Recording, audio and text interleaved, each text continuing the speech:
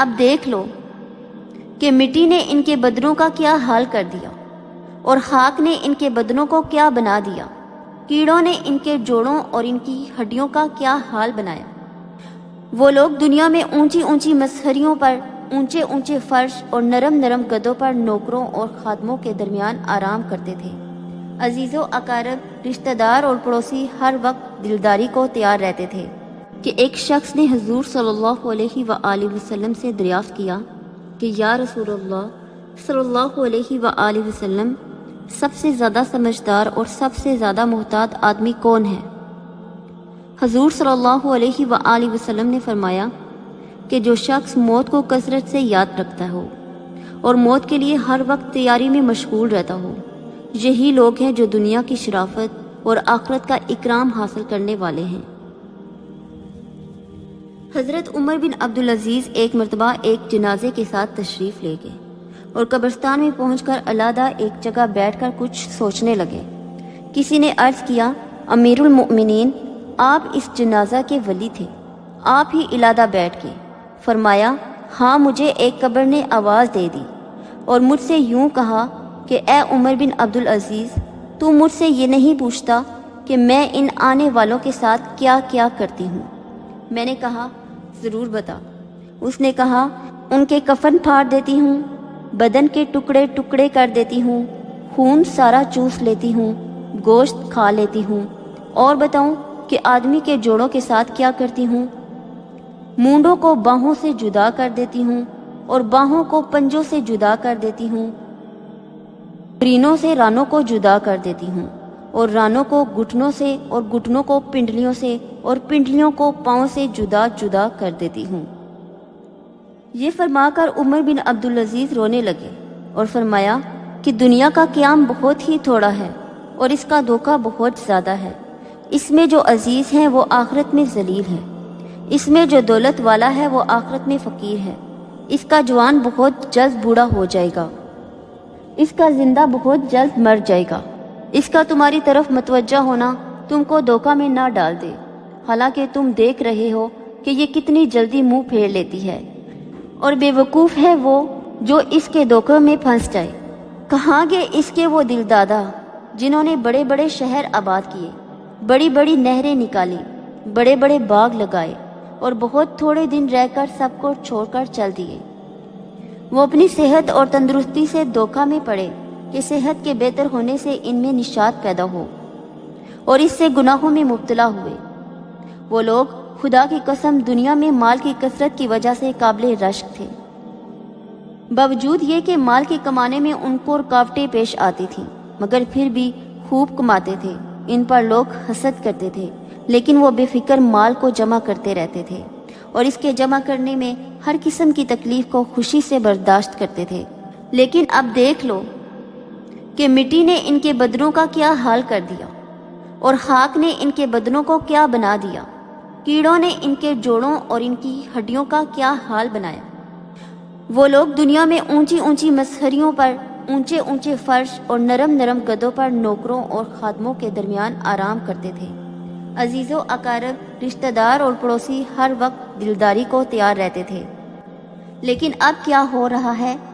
آواز دے کر ان سے پوچھ کہ کیا گزر رہی ہے۔ غریب امیر سب ایک میدان میں پڑے ہوئے ہیں۔ ان کے مالدار سے پوچھ کہ اس کے مال نے کیا کام دیا، کہ اس کے فقیری نے کیا نقصان دیا۔ ان کی زبان کا حال پوچھ جو بہت چہکتی تھی، ان کی آنکھوں کو دیکھ جو ہر طرف دیکھتی تھی، ان کی نرم نرم کھالوں کا حال دریافت کر، ان کے خوبصورت اور دلربا چہروں کا حال پوچھ، کیا ہوا ان کے نازک بدن کو، معلوم کر کہاں گیا، اور کیڑوں نے ان سب کا کیا حشر بنایا۔ ان کے رنگ کالے کر دیے، ان کا گوشت کھا لیا، ان کے منہ پر مٹی ڈال دی، اعضاء کو الگ الگ کر دیا، جوڑوں کو توڑ دیا۔ کہاں ہیں ان کے وہ خدام جو ہر وقت حاضر ہوں جی کہتے تھے؟ کہاں ہیں ان کے وہ خیمے اور کمرے جن میں آرام کرتے تھے؟ کہاں ہیں ان کے وہ مال اور خزانے جن کو جوڑ جوڑ کر رکھتے تھے؟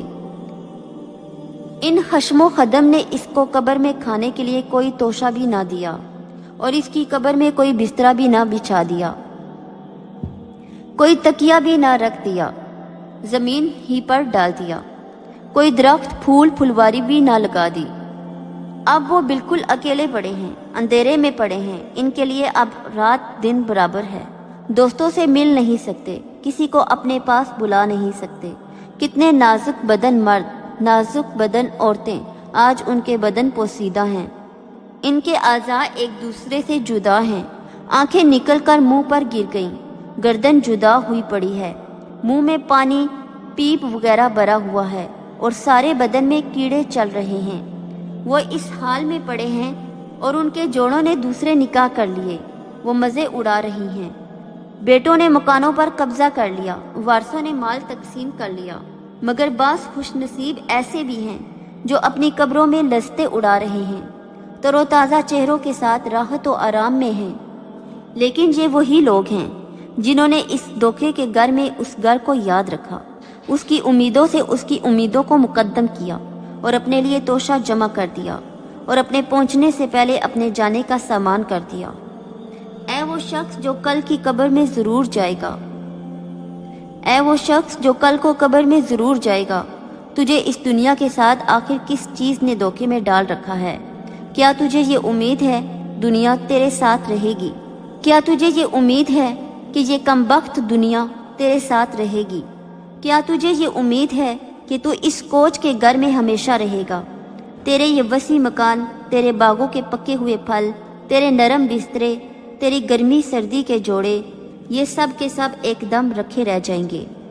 जब मुल्कुल मौत आकर मुसल्लत हो जाएगा, कोई चीज़ इसको ना हटा सकेगी। पसीनों पर पसीने आने लगेंगे, प्यास की शिद्दत बढ़ जाएगी। अफसोस, सद अफसोस, ऐ वो शख्स जो आज मरते वक्त अपने भाई की आंख बंद कर रहा है। और भी इस किस्म की बातें फरमाई। फिर दो शेर पढ़े जिनका तर्जमा ये है, आदमी ऐसी चीज़ के साथ खुश होता है जो अनकरीब फना होने वाली है और लंबी लंबी आरज़ुओं और दुनिया की उम्मीदों में मशगूल रहता है। ऐ बेवकूफ़, ख्वाब की लज्जतों से धोखा में नहीं पड़ा करते।